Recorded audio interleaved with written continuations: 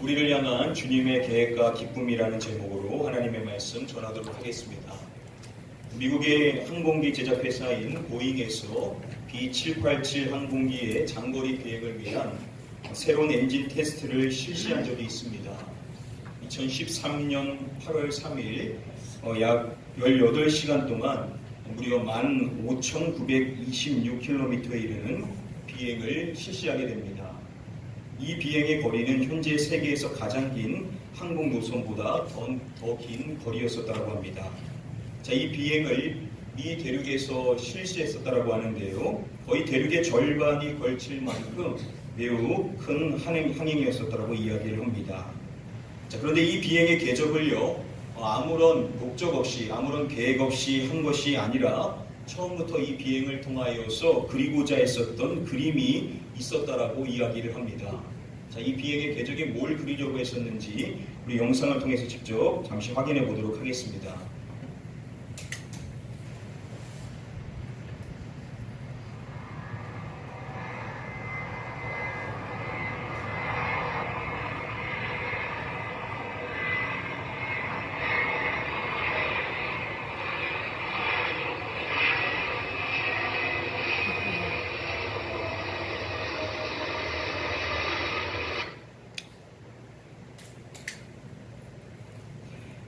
자, 이 큰 그림을 모르는 사람들은요, 이 비행이 그냥 이루어졌었던 비행이다라고 생각했었을지 모르지만 이 비행은 처음부터 목적을 갖고 있었다라는 것이죠. 바로 이와 같은 비행기의 그림을 이 궤적을 통하여 그리고자 했었던 목적 아래서 이루어졌었던 그러한 여행이었음을 이야기를 해줍니다. 자, 이러한 것을요, 뭐라고 말하냐면요, 영어로 빅피처라고 이야기를 합니다. 나무위키는요, 이 빅피처를 설명할 때 이러한 설명을 덧붙입니다. 앞으로 일어날 일을 미리 예상하고 행동하는 걸 다른 사람들은 한눈에 보기 어려운 큰 그림을 그린다고 비유한 것이다 라고 설명을 합니다. 빅피처, 큰 그림을 가지고 있는 사람은 그 큰 그림을 그리고자 움직이는 것이지만 그 빅피처를 모르는 사람은 그러한 사람이 보이는 행동을 잘 이해할 수가 없다라는 것이죠. 저와 여러분들은 지난 시간에 이어서 이어지는 요한복음 11장의 말씀을 살펴보고 있는데요. 이 말씀이 딱 그와 같습니다. 예수님은 빅피처를 갖고 계신데 그것을 모르는 주변 사람들은 예수님이 왜 그렇게 하시는지를 전혀 이해하지를 못하는 것이죠. 우리가 지난 시간에 이어서 오늘도 예수님의 행동과 그 말씀에 대해서 전혀 이해하지 못하는 사람들에 대해서 연결해서 함께 살펴보고자 합니다. 우리 먼저 다음의 본문의 말씀을 함께한 목소리로 읽어보도록 하겠습니다. 그 후에 제자들에게 이르시되 그대로 같이 가자 하시니. 지난 시간에 살펴본 것처럼 요한복음 11장의 말씀은요, 어떠한 병자가 있었다라는 이야기로 말씀이 시작을 합니다. 그 병자는 나사로라는 사람이었죠. 나사로에게는 두 누이가 있었는데 마리아와 마르다였었습니다. 자신의 오라버니가 병들게 되었었을 때 그들이 했었던 모습은 바로 예수님께 사람을 보냈었던 것입니다. 그들은 예상하기를 자신들이 보낸 사람을 통하여 예수님이 소식을 접하게 되었었을 때 당장 그곳으로 오실 것으로 예상을 했었던 것입니다. 자, 그런데 예수님은 그러한 모습을 보이시지를 않으셨던 것이죠. 성경은 예수님께서 어떻게 하셨는지를 이렇게 말씀했던 것입니다. 나사로가 병들었다함을 들으시고 그 계시던 곳에 이틀을 더 유하시고, 마리아와 마르다가 보낸 그 사람을 통하여서 나사로가 병들었다라는 그 소식을 들으셨음에도 불구하고 당장 오셨던 것이 아니라 그 계시던 곳에 이틀을 더 유하셨다라고 성경은 이야기를 하고 있는 것입니다. 저와 여러분들은 여기까지 이 말씀을 예수님과 그리고 마리아와 마르다의 관계 안에서 말씀을 함께 살펴봤었습니다. 지금 마리아와 마르다가 있는 예루살렘 근방에 있는 이 베다니와 그리고 예수님이 계신 곳으로 추정되어지는 요단 동편의 베다니인 이 바테네아 간의 거리는 150km로서 약 4일의 시간이 걸리는 거리라고 했었습니다. 자, 그런데 예수님께서 이틀을 더 머무시고 그 이틀 후에 나사로의 죽음에 대하여서 말씀을 하셨던 것입니다. 이 말씀에 입각한다면 예수님께로 왔었던 그 사람이 떠나가고 이틀 후에 나사로가 죽게 되었던 것입니다. 자, 그렇다면 보냄을 받았던 사람이 다시금 베다니에 도착했었을 때 나사로는 이미 죽었을 것이라는 것이죠. 그러면 마리아와 마르다 입장에서는 당연히 직접 오실 줄 알았었던 예수님은 오시지 아니하시고 전혀 이해할 수 없는 말씀만을 전달하신 주님을 직면하게 되었었던 것입니다. 자, 그러한 예수님에 대하여서 마리아와 마르다가 어떠한 마음을 품었겠냐라는 것이죠. 예수님에 대한 이해할 수 없는 마음, 의구심, 오해, 그리고 그들 안에 있는 분명히 불신의 마음이 그 안에 생길 수가 있었을 것이라는 겁니다. 자, 그런데 여러분, 이 이야기를 마리아와 마르다가 아닌 그곳에 함께 있었던 예수님의 제자들의 입장에서 보면 이 이야기가 달라지게 된다는 것이죠. 오늘 본문의 말씀에 예수님이 계셨던 그곳에 있기 전에 예수님께서는 오랜 기간 동안 유대 땅인 예루살렘에 계셨습니다. 그 예루살렘에 있는 사람들이 주님의 말씀을 듣고 어떠한 반응을 보였는지를 성경은 이렇게 말합니다. 그들이 돌을 들어 치려하거늘, 유대인들이 다시 돌을 들여 치려하거늘. 성경은 두 차례나 예루살렘에 있는 사람들이 예수님을 돌로 치려 죽으려고 했다라고 이야기를 합니다. 자, 그리고 다음의 말씀에도 보시면은 유대인들이 예수님을 잡고자 했다라는 말씀을 두 차례 이야기해 줍니다. 예루살렘에 있는 사람들은 예수님을 죽이려고 하는 목적으로 예수님을 잡으려고 했었다라는 것이죠. 자, 그러한 예루살렘에 있는 사람들의 손에서 벗어나서 예수님이 오신 곳이 바로 지금 있는 곳이고 지금 있는 곳에서 예수님이 거하시고 계셨다라고 성경은 이야기를 하고 있었던 것입니다. 자, 뒤에 칼슨의 이야기에 따르면 지금 예수님이 거하시고 계시는 곳은 바테네아라고 있는 그 지역이라는 것입니다. 이 지역이 맞다라고 한다면 예수님께서는 위험한 땅인 유대 땅에서 최대한 멀리 피신하여 계시고 계신다는 것이죠. 지금 예수님께서는 죽음의 위협에서 벗어나서 예수님과 제자들이 피신한 상태로 지금 이 자리에 있었음을 성경은 이야기해주고 있는 것입니다. 자, 그렇게 피신하여 있는데 그곳에 어떠한 사람이 왔었던 것이죠. 소식을 전해주기 위하여 예수님께 왔었던 것입니다. 그 소식이 무엇이었던 것입니까? 나사로가 병들었다라는, 그들이 표현대로 하면 사랑하시는 자가 병들었나이다 라는 이 소식이 전달되었던 것입니다. 여러분 한번 생각해 보십시오. 그곳에 있었던 사람들 가운데 예수님의 제자들의 마음이 어떠했을 것이라고 여러분 생각을 하십니까? 램지 마이클스는요, 마르다와 마리아에게 온 소식은 제자들에게 곤혹스러운 소식이었다라고 설명을 해줍니다. 왜 예수님의 제자들에게 마리아와 마르다가 보낸 그 사람을 통해서 전달된 그 소식이 곤혹스러운 소식이었을까요? 제자들은 예수님께서 나사로라는 사람을 각별하게 생각한다는 것을 이미 잘 알고 있었습니다. 자, 그렇게 사랑하시는 자가 병들었다라는 소식을 듣게 되었었을 때 당연히 예수님께서 나사로가 있는 곳으로 달려가실 것이다라고 그들도 생각이 들었을 것이라는 겁니다. 자, 그런데 문제는 무엇입니까? 그렇게 나사로가 있는 그 베다니는 예수님을 죽이려고 하는 사람들로 가득한 예루살렘의 아주 가까운 거리에 있었다라는 것이죠. 그러한 곳에 가게 되면 죽음의 위협이 찾아올 수밖에 없는 상황이었다라는 것입니다. 자, 그래서 예수님이 그 소식을 들었을 때 바로 그곳에 가자라고 말씀하실 것을 우려하고 있었는데 제자들의 그런 우려와 다르게 예수님께서는 어떻게 하십니까? 바로 떠나십니까? 아니면 그곳에 머무고 계십니까?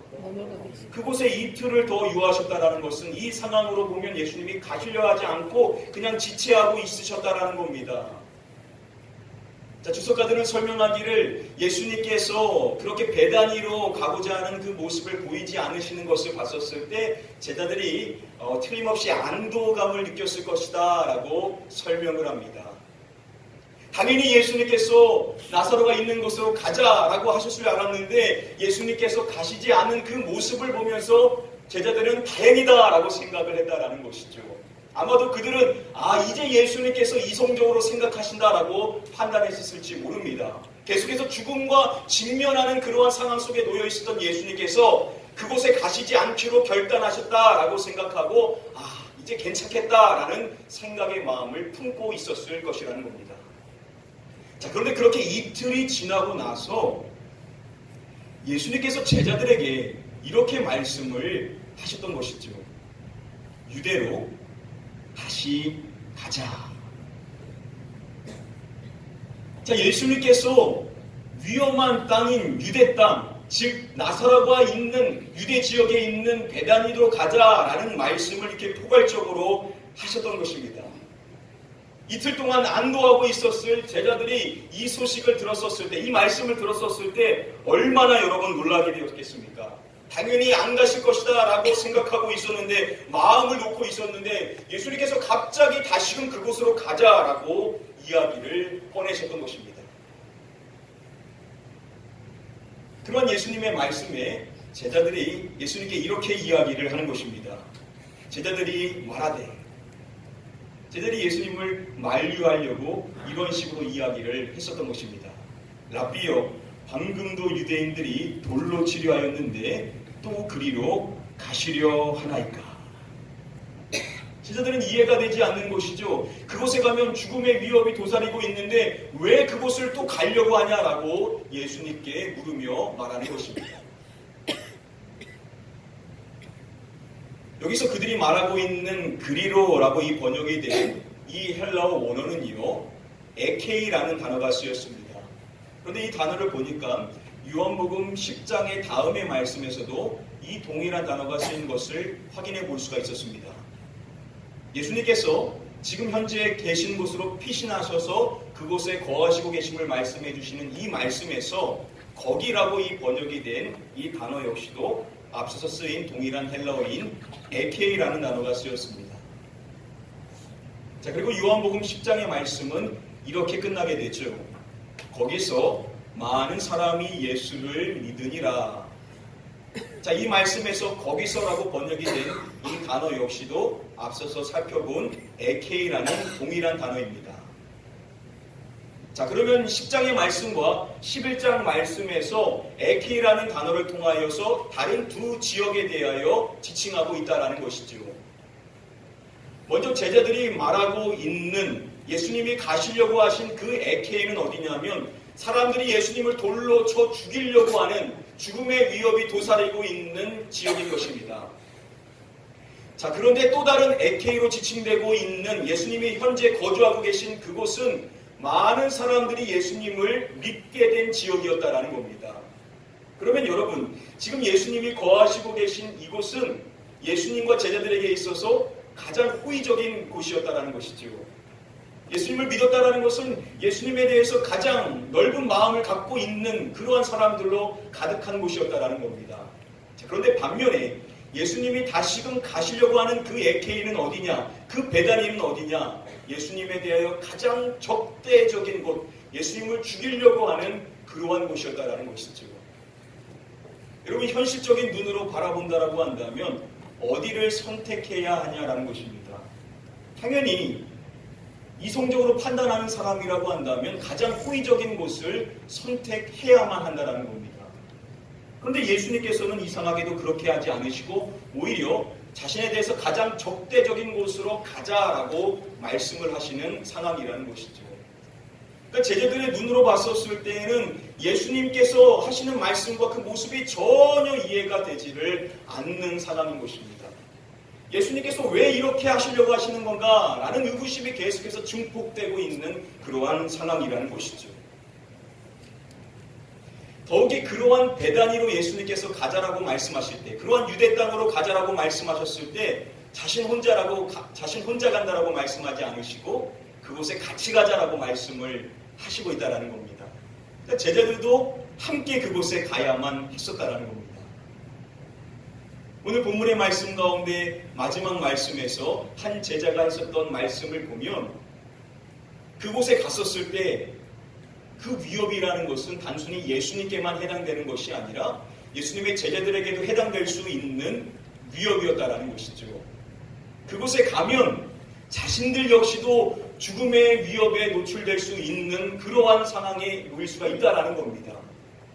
즉 여러분, 예수님께 지금 이야기하고 있는 제자들의 마음이 어떠한 것입니까? 표면적으로는 예수님을 걱정하는 것 같지만 사실 그들 안에는 자신들에 대한 걱정으로 가득한 겁니다. 예수님 따라 거기 갔다가 자신들도 혹시 죽게 되지 않을까라는 큰 두려움의 마음, 근심의 마음으로 가득하여서 제자들이 이와 같은 이야기를 꺼내고 있는 상황이라는 것입니다.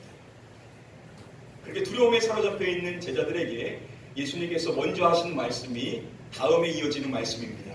우리 함께 다음의 말씀을 한 목소리로 읽어보도록 하겠습니다. 예수께서 대답하시되 낮에 12시간이 아니냐. 사람이 낮에 다니면 이 세상의 빛을 보므로 실족하지 아니하고. 자, 이 말씀에서 우리에게 친숙한 표현이 나오는 것을 볼 수가 있습니다. 예수님께서는 세상의 빛에 대하여 말씀하시죠. 기억하십니까? 요한복음 8장과 9장의 말씀에서 예수님께서는 자신이 세상의 빛이다라는 말씀을 이미 두 차례 하셨습니다. 자, 이러한 점을 고려하여서 주석가들은 설명할 때요, 안드레아스 교수는 말하기를 예수님의 이 비유의 주요 취지는 무엇이냐면 제자들이 세상의 빛이신 예수님과 함께 있는 한 실족할 위험이 없다는 것을 제자들에게 확신시키는 것이다 라고 설명을 합니다. 지금 제자들은 그곳에 가게 되었었을 때 자신들이 죽게 되는 것이 아닌가라는 두려움에 사로잡혀 있는데 그러한 두려움에 빠져 있는 제자들을 예수님께서 안심시켜 주시고자 이 말씀을 해주셨다는 것이죠. 즉 세상의 빛 대신 예수님께서 그들과 함께 있는 한 그들은 안전하다라는 겁니다. 그러니 두려워할 필요가 없다라는 의미로서 이와 같은 말씀을 해주셨다라는 겁니다. 자, 예수님께서 이러한 말씀을 해주시고 이어지는 말씀에서 예수님께서는 제자들에게 또 이렇게 말씀을 하십니다. 우리 친구 나사로가 잠들었도다. 그러나 내가 깨우러 가노라.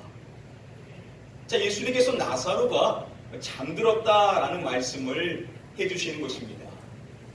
자, 그 이야기를 들었었을 때 제자들이 예수님께 이렇게 답을 합니다.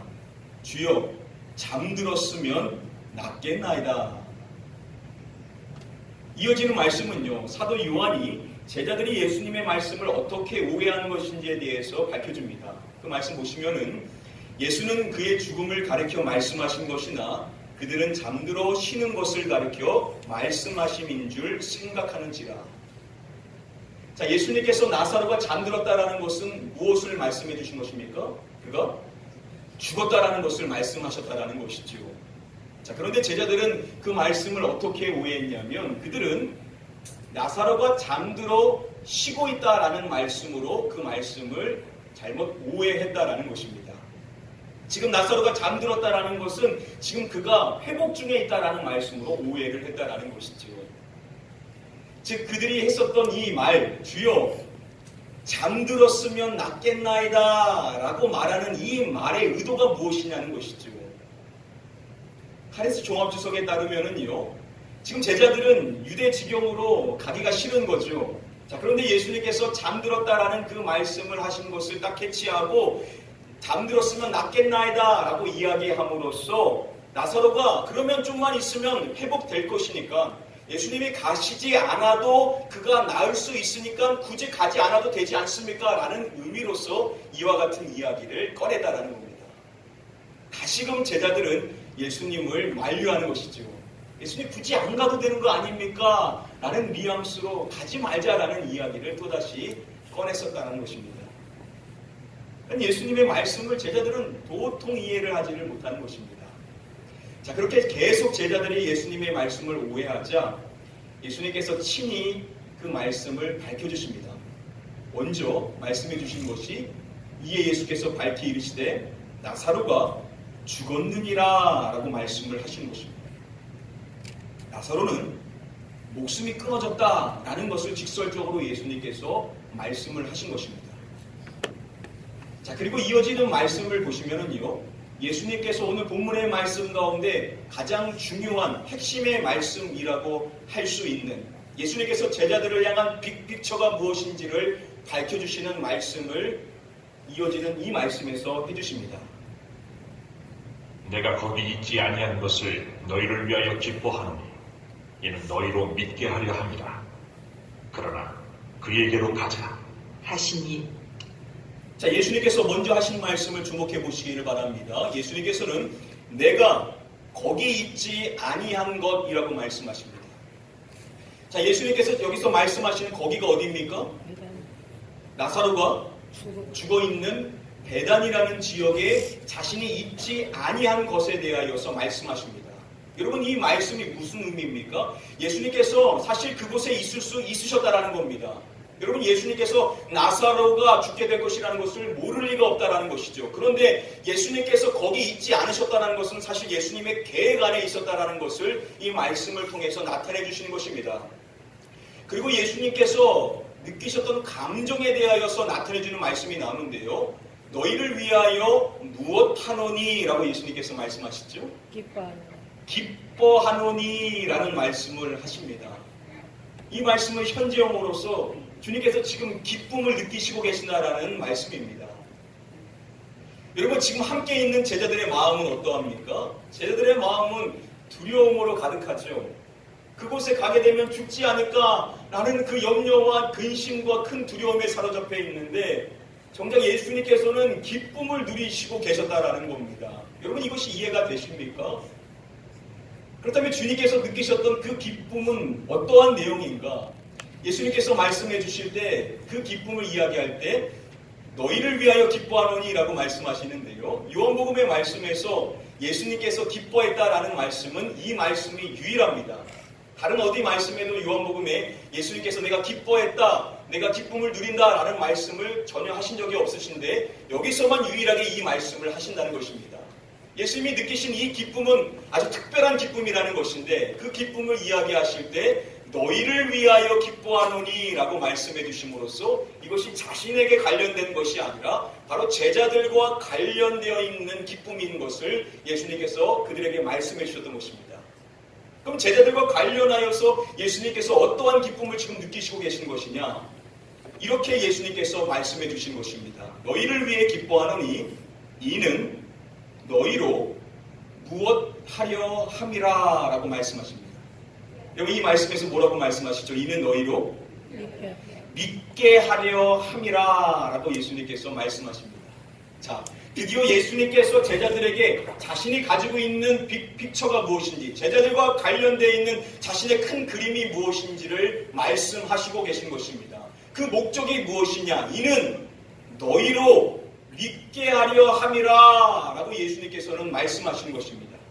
자신이 나사로가 죽은 그 베다니에 있지 아니하고 지금 있는 곳에 피신하여 있다가 제자들과 다시금 그곳으로 가시려고 하신 목적은 무엇이냐? 이 일로 인하여 앞으로 있을 일을 통하여서 제자들로 하여금 믿게 하려는 큰 그림을 갖고 계셨다라는 것을 제자들에게 밝혀주시는 것입니다.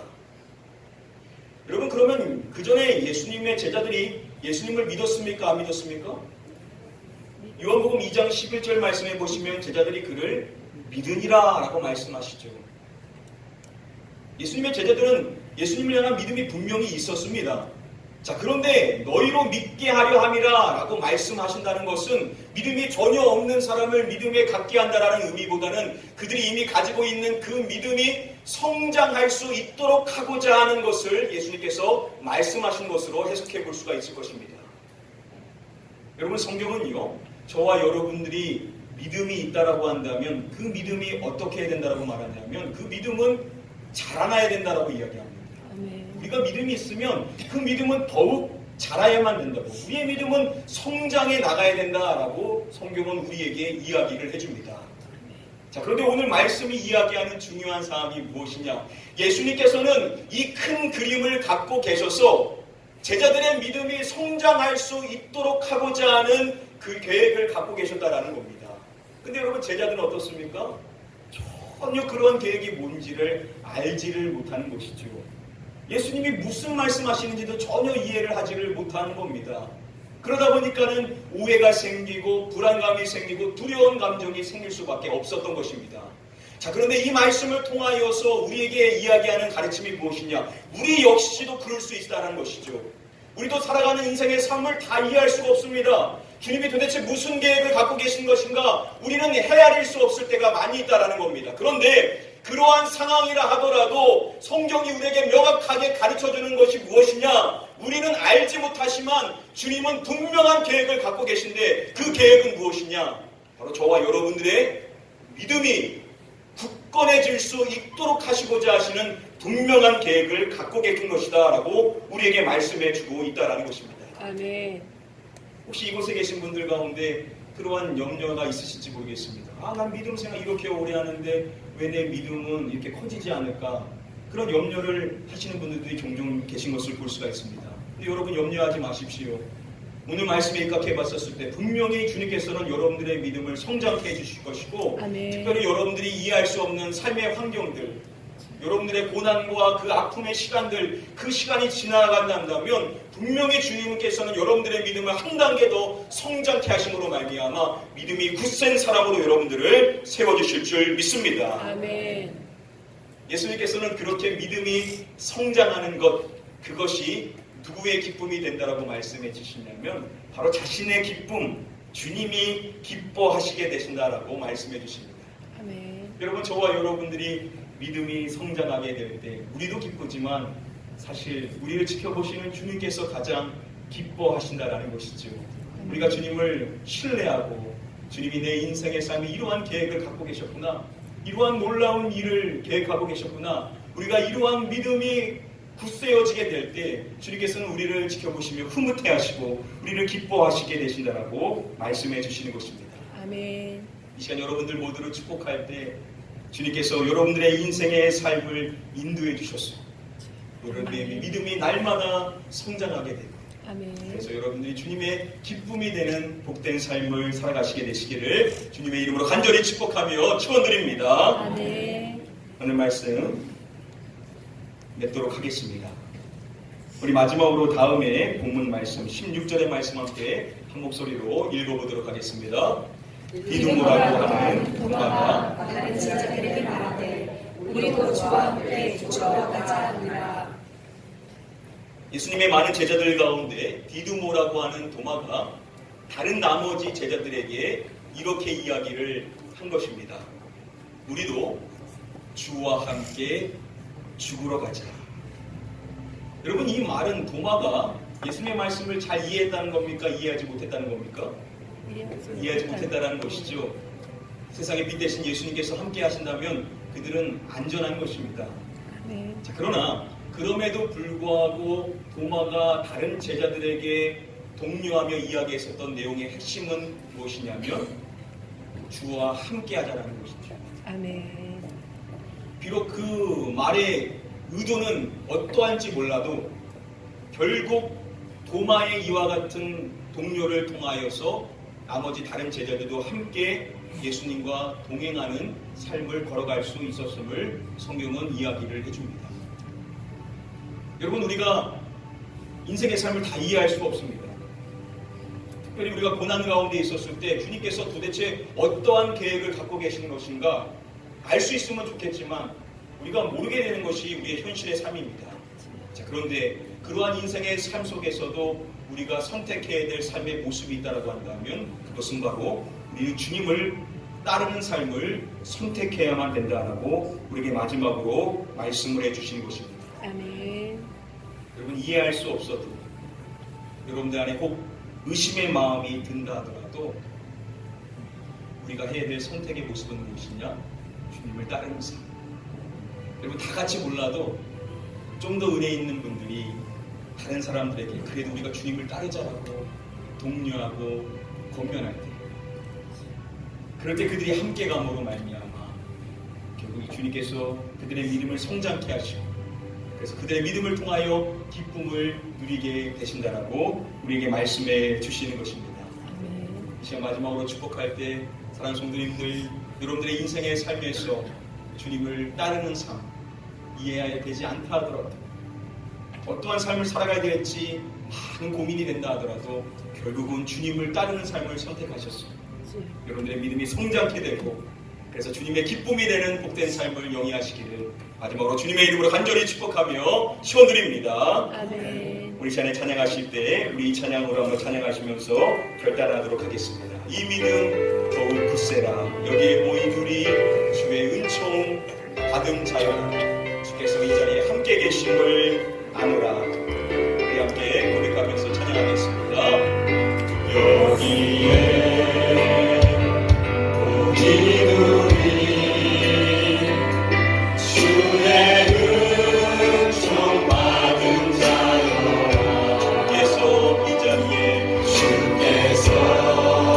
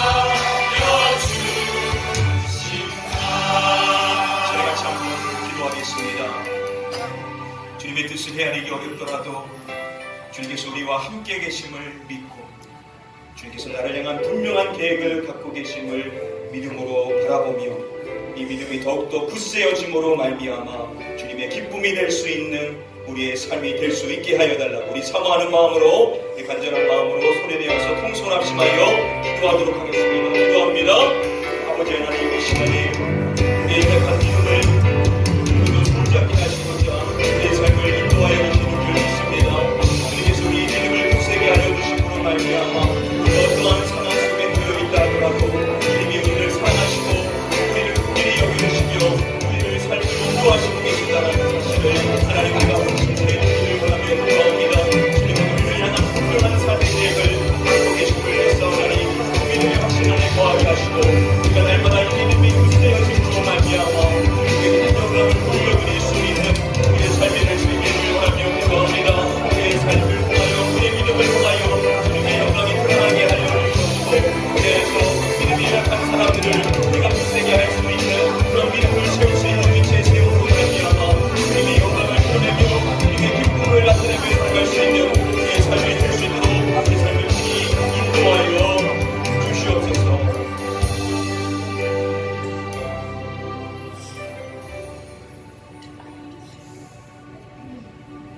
아버지 하나님, 우리의 믿음이 성장하는 것, 그것이 주님의 기쁨이라고 말씀하셨사오나니 오늘도 우리의 믿음이 날로 날로 자라날 수 있게 되기를 원합니다. 우리의 믿음의 분량이 커져서 우리가 많은 사람들을 품을 수 있기를 원합니다. 믿음이 연약한 사람들, 또 믿음이 강한 사람이든 누구든지 그들 모두를 품고 주님의 은혜로 섬길 수 있는 자 되기를 원하오나니 주여, 우리가 어떠한 상황 속에 직면해 있다 하더라도 주님이 우리를 향한 분명한 계획을 갖고 계실 것이라는 사실을 의심하지 않게 하시고, 그 주님께서 우리의 삶의 환경을 통하여 분명히 우리의 믿음을 성장케 하심으로 말미암아 우리를 통하여 영광을 받게 되실 줄 믿사오나니 주님을 선택하게 하시고 어떠한 인생의 삶 속에서도 주님과 동행할 수 있는 삶을 걸어나갈 수 있는 저희 모두가 될 수 있도록 우리의 삶을 친히 인도하여 주시옵소서. 아멘. 믿고 감사드리오며 이 모든 말씀 우리의 구원자 되시는 예수 그리스도의 이름으로 기도드립니다. 아멘.